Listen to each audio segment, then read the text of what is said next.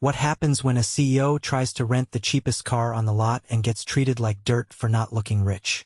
Harlen Jennings hadn't stepped foot into one of his family's rental car branches in over 3 years, not since he took over the company after his father passed away. With 6 locations spread across the state, things had been running on autopilot, at least that's what the district reports claimed. Profits were steady, customer complaints minimal, and the management teams all solid, according to the paperwork. But Harlen didn't trust paperwork anymore.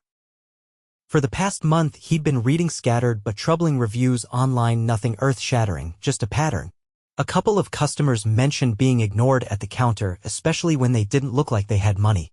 Others said they were pushed toward expensive upgrades they didn't ask for. One review stuck with him: "I just wanted the economy car I booked. Instead, I left feeling like trash." Harlen couldn't shake that line. He didn't want to send a corporate auditor. They never saw what really happened. He needed to see it himself. So he picked the branch with the most consistent revenue and the fewest complaints, the Brentwood location. It was the second largest of the 6 busy, upscale area with a mix of business travelers and tourists. On paper, it was a model store. No one at Brentwood had ever met him. His father had overseen the expansion there, and Harlen had only spoken to the current branch manager, Kyle, once over a cold video call during the pandemic. With a thick beard grown out over 3 weeks, a trucker cap, and a worn hoodie, Harlen walked into the Brentwood location on a rainy Tuesday morning. He booked the cheapest car online the night before under a fake name, Dennis Hall. No ID photo on file, and the card he used was a prepaid one. Everything made him look like a budget traveler. The moment he stepped through the glass doors, he felt it. Glossy tile floors, bright LED lighting, a line of customers mostly in suits or designer sunglasses. And behind the counter, a young woman in a navy blazer tilted her head high and scanned the crowd like she was selecting who deserved attention. Harlen got in line. The man in front of him wore a Rolex and had a carry-on from a luxury brand. Almost immediately, the employee called out, "Good morning, sir. You can come right up." She waved him forward and smiled like she was on a commercial.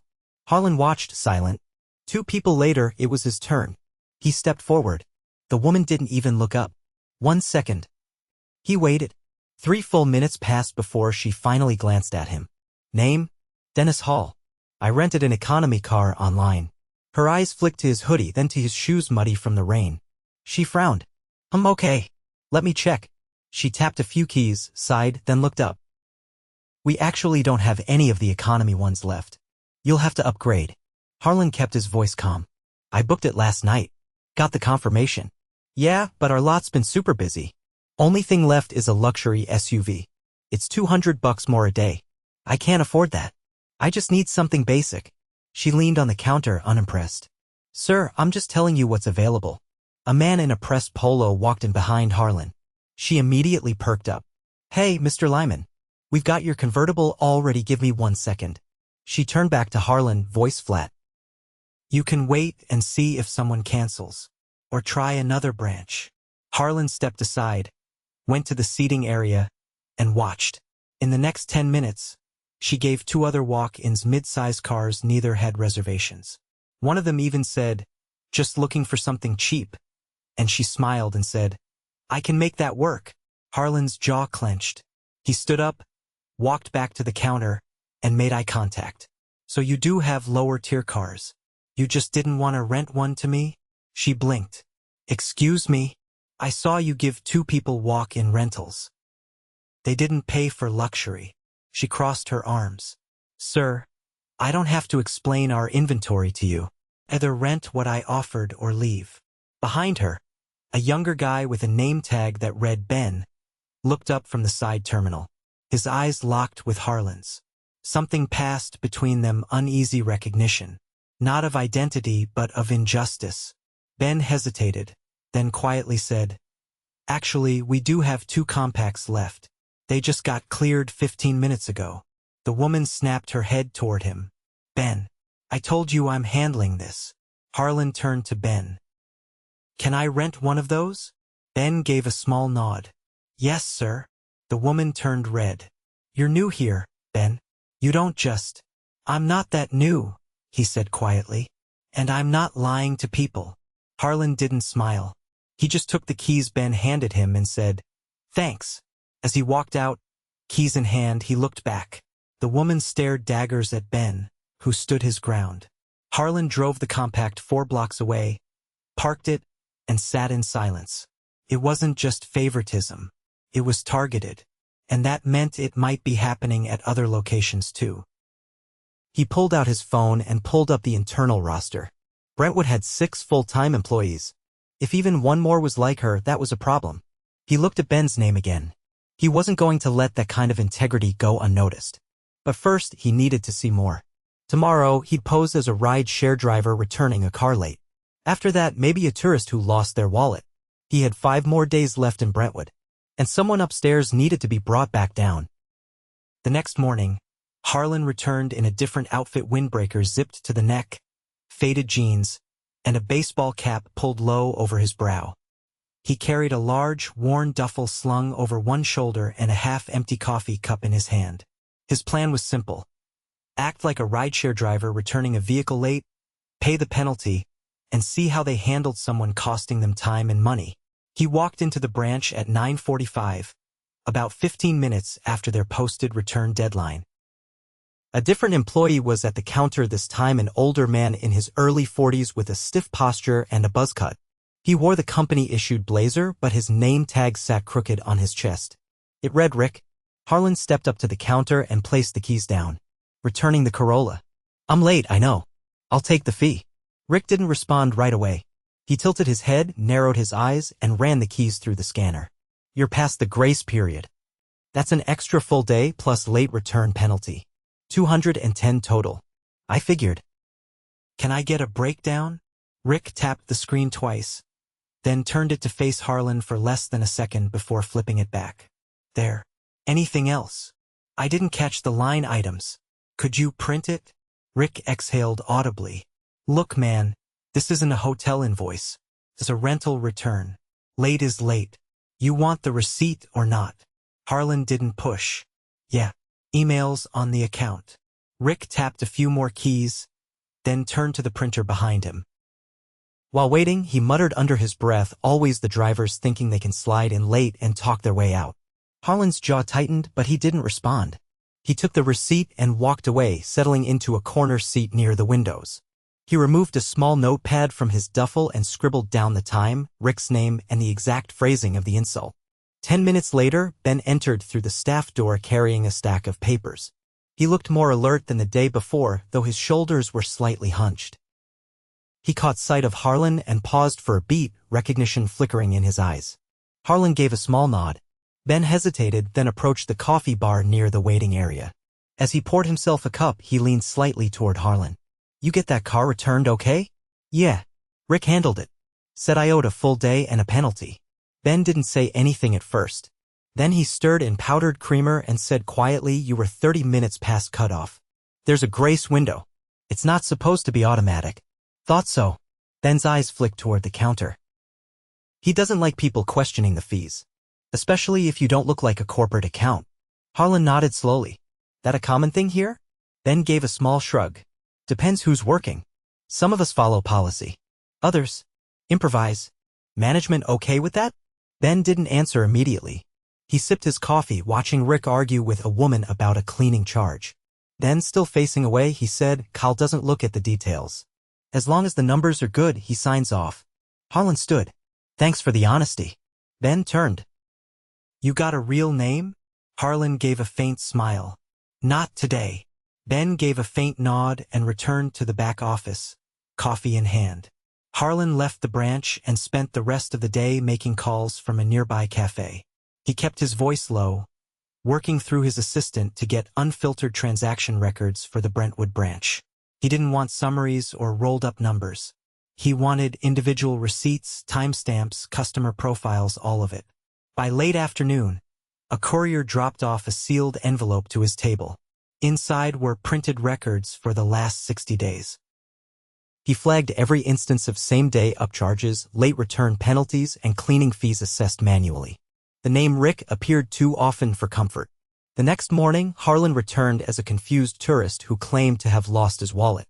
He wore a puffy vest, cargo shorts, and carried a nylon backpack with a broken zipper. He walked in right as the doors opened, standing near the brochure rack, flipping through a map of local attractions. A different face greeted him this time. A woman in her late 20s with a lanyard full of key tags. Her smile was polite but tight, and her name tag read Amy. Harlen approached the counter slowly, holding the map in one hand. "Hey, I've got a reservation under Carter Evans. I was supposed to pick up a compact, but I lost my wallet at the airport. I still have my license photo on my phone and the credit cards saved in the system. Is there any way we can make this work?" Amy clicked through the terminal, scanning the reservation. "No physical card, no rental. Sorry. I totally get the policy, but I'm stranded. I can show you the charge pending on my bank app." "Same card used to book." Amy shook her head. "It's not about seeing the charge. The system won't let us release the car without a card swipe. What if I called the card company and had them verify over the phone?" She looked at him like he'd suggested paying in paperclips.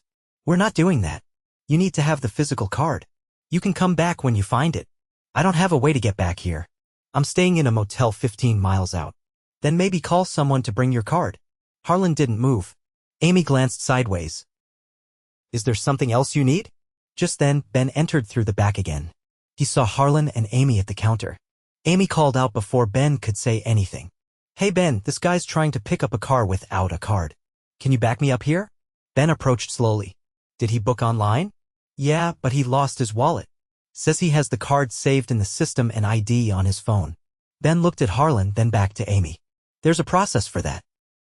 If he has the same card used to book the reservation, even digitally, and ID matching the name, we can do a secondary verification if a supervisor signs off." Amy stiffened. "That's not what Kyle told us." Ben was calm. "Kyle's not here right now, and the manual says we can use the customer verification form. I can print it." She didn't respond. Ben walked around the counter, printed the form, and handed it across. "Fill this out. I'll check the ID photo and credit card match." Harlen filled it in slowly, watching Amy's expression. She didn't speak, but her eyes were cold. After verifying everything, Ben processed the rental. The keys slid across the counter. "You're good to go. Lot space B3. Harlen held the keys, then looked at Ben.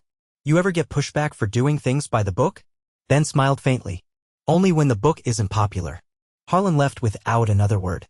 That night, he drove the rental out to a quiet overlook and sat with the engine off. For the first time in days, he let his shoulders drop.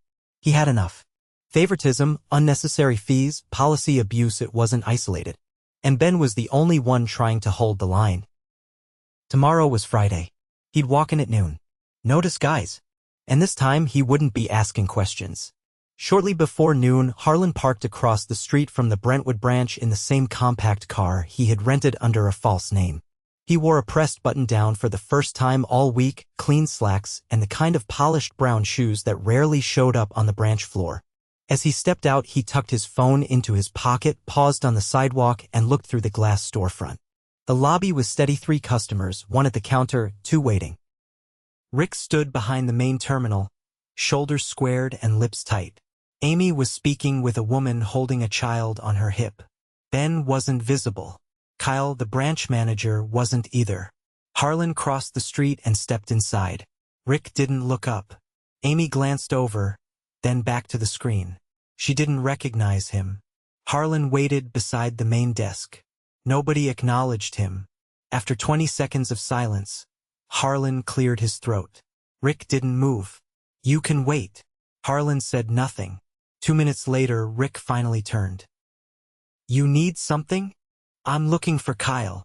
Rick blinked once. "He's not on the floor right now. You have an appointment?" "No." Rick looked him up and down.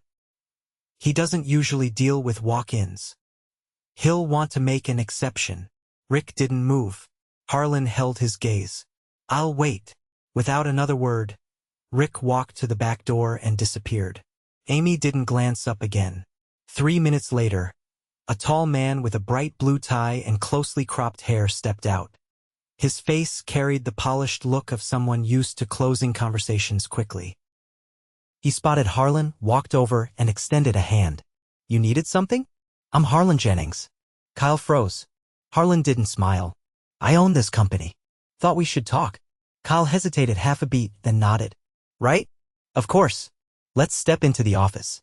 Harlen followed him through the side door, down the hallway, and into a small glass-walled room. It was clean, modern, sparsely decorated. A single framed certificate on the wall. Kyle gestured to a chair. Harlen didn't sit. I've been here all week. Kyle stayed standing too. I saw your name on the internal reservation logs this morning. I hadn't realized. I didn't want you to. Kyle clasped his hands. If there's something you'd like to bring to my attention, I'll be happy to address it. You're going to want to listen, not talk. Kyle's jaw shifted, but he nodded. Harlen pulled a folded printout from his jacket pocket and set it on the desk. That's a list of every manual fee applied in the past 60 days by your staff. I had our system team isolate entries that didn't follow policy. Cleaning charges for vehicles that return spotless. Late fees tacked on inside the grace window. Upsells pushed on customers who declined them. I cross-checked with the security logs. You've got employees lying to people's faces. Kyle didn't respond. Harlen tapped the paper. Rick's responsible for 80% of those. Kyle opened his mouth, but Harlen cut him off. I know what you're about to say. He's consistent, he keeps the numbers up, he's aggressive in closing. You've probably told yourself he's just assertive. But when assertiveness turns into exploiting customers, that's theft under our brand. Kyle's mouth tightened. I didn't know the extent. That's the problem. You're not supposed to be guessing. You run the store. I check the weekly reports. Reports don't show attitude. They don't show who gets dismissed based on how they look. They don't show when a customer walks away feeling like they were conned. Kyle took a slow breath. What exactly did you see? Harlen stepped closer. I came in as 3 different people. I was ignored, overcharged, stonewalled. But I wasn't the only one. I watched your staff dismiss a woman with a stroller because she didn't have a reservation while smiling at a man who walked in 10 seconds later with designer shoes. She was polite. He wasn't. She was turned away. He was offered a premium upgrade. No questions asked. Kyle looked down. Harlen leaned in slightly. If you think this is about one rude employee, it's not. This is about culture.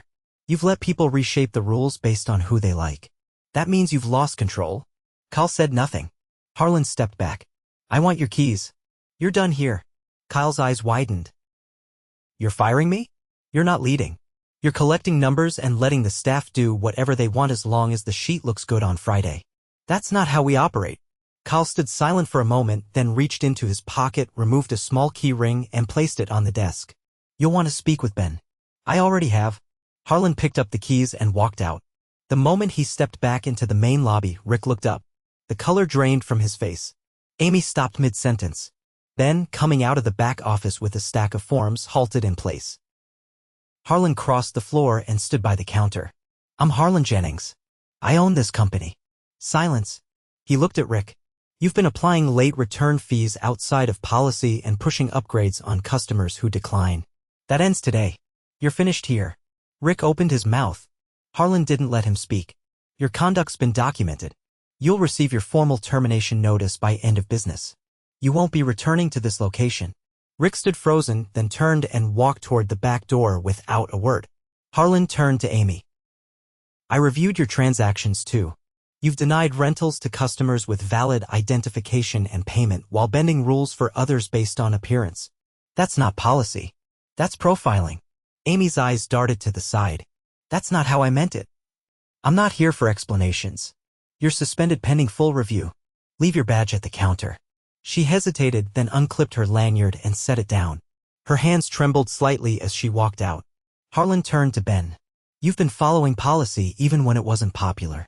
You've spoken up when others stayed quiet. That takes backbone. Ben swallowed but didn't speak. Harlen continued. This location needs someone who understands both policy and people. Someone who doesn't cut corners when nobody's watching. Ben's voice was quiet. I appreciate that. But I've only been here 6 weeks. Harlen nodded. And you've done more in those 6 weeks to protect this company's name than your manager did in 2 years. He stepped behind the counter and looked around. For the rest of today, this location is closed. All appointments will be rescheduled. All walk-ins turned away. We reopen tomorrow with new leadership. Ben, you and I will be meeting first thing. Ben nodded slowly. Harlan turned to the two remaining employees near the back who'd both watched in stunned silence. If you've been doing your job right, you'll be fine. If not, now's the time to step forward. No one spoke. Harlan walked to the front door, flipped the sign to closed, and locked it. Then he turned back to the staff. Tomorrow, we rebuild this place from the ground up, starting with how we treat people. You don't have to be rich to deserve respect. And you don't have to look a certain way to get honesty. He paused. No more exceptions. No more favoritism. We earn trust one rental at a time. No one clapped.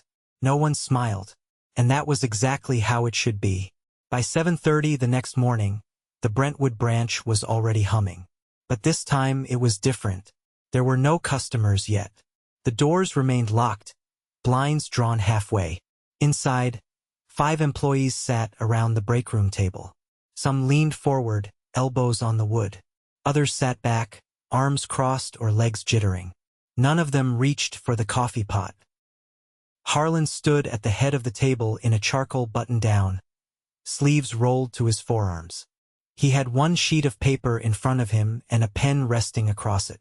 No laptop, no assistant, no clipboard, just him. You're not here to be lectured, he said. I've already made the necessary changes. What happens next depends on what kind of team you want to be. A younger man to his left, Jordan, a part-timer who usually worked weekends, shifted in his seat. Are we still on probation? No, Harlan said. You're on a clean slate. I'm not interested in dragging people backward. But I won't pretend the last few weeks didn't happen either. A woman with short curls tucked behind her ears, Marissa, cleared her throat. You said yesterday we'd be reopening with new leadership. Harlan nodded once. Ben will be acting supervisor for the next 60 days, he said. During that time, I'll be reviewing operations across all branches. I don't want him buried in admin. He'll be focused on the customer experience and team accountability. If that goes well, the role becomes permanent. Ben didn't react.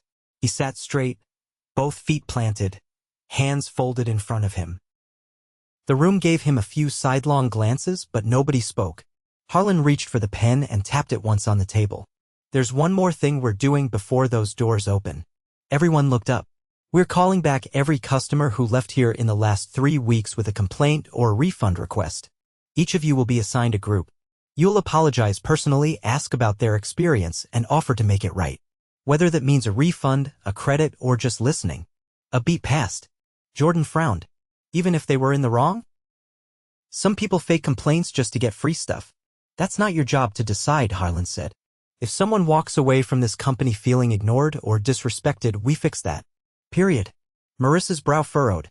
What if they think we're just doing it because someone got fired? Harlan met her gaze. Then be honest. Tell them the company's under new management and we're taking accountability. That's not weakness. That's leadership. Ben finally spoke. Are we allowed to compass charges if we believe they were unfair? Harlan nodded. You'll have the authority to approve adjustments up to $100 on the spot. Anything above that goes through me directly. A man at the far end of the table, Luis, the lot coordinator, tilted his head. What if they refuse the apology? Then you thank them for their time, Harlan said. This isn't about smoothing over bad press. It's about doing what we should have done in the first place. He paused and looked around the table. This brand's name is on every key fob and every receipt. But your names are the ones customers remember. What happens at that counter, in that parking lot, that's the real company. Not the logo. Not the quarterly reviews. You. The silence that followed wasn't tense. It was focused. Harlan checked the clock. 7:45. You've got 15 minutes. Ben will assign call lists. The doors open at 9 sharp. Let's get to work. The team stood, some nodding, others still processing.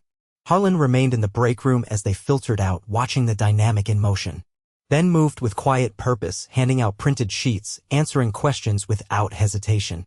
No posturing. No barking. Just clarity. By 9 o'clock, the lobby lights flicked on. The blinds rose. The first customer walked in, an older woman with a canvas tote and a slight limp. She approached the counter slowly, eyeing the layout like she'd been here before. Ben greeted her. Welcome back. Picking up today. She nodded. I booked a sedan.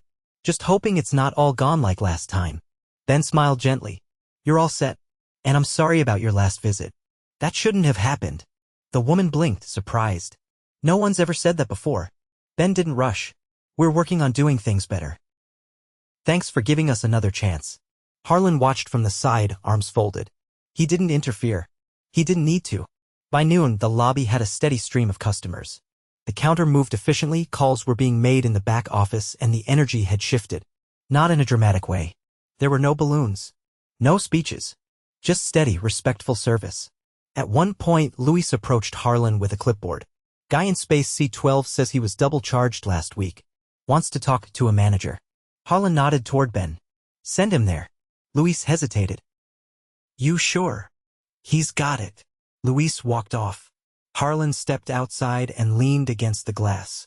The midday sun hit the sidewalk, and cars pulled in and out of the lot without chaos. He checked his phone. A message from his assistant had come in updates from 2 of the other branches, detailing upcoming site visits and a request from legal to review new policy language. He didn't open it yet. Instead, he walked back inside and sat at one of the customer lounge chairs. He watched as a young couple returned a vehicle, laughing about a wrong turn they'd made on the way back. Marissa handled their return, asking about their trip, not just inspecting the mileage. When they left, they shook her hand. Harlen stood and caught Ben's eye across the room. Got a minute? They stepped into the hallway near the staff lockers. Harlen spoke first. How long have you worked in rentals? Ben shrugged. For years total. Different companies. This is my first time in a full-service location. You ever planned on taking a leadership role? Didn't think I'd get the chance? Well, you have one now, Harlen said. Don't let the title do the talking. Let your standards speak first. Ben nodded. I'm not looking to impress corporate. I just want people to walk out of here with their dignity intact. Harlen gave a short nod. That's the job. He turned to leave, but Ben stopped him with a quiet question. Why'd you come here yourself? You could have sent a team. Harlen paused. Because sometimes the people running things forget what it feels like to be on the receiving end. And that kind of distance makes bad decisions look like strategy. I don't want to lead from a spreadsheet. Ben didn't respond right away.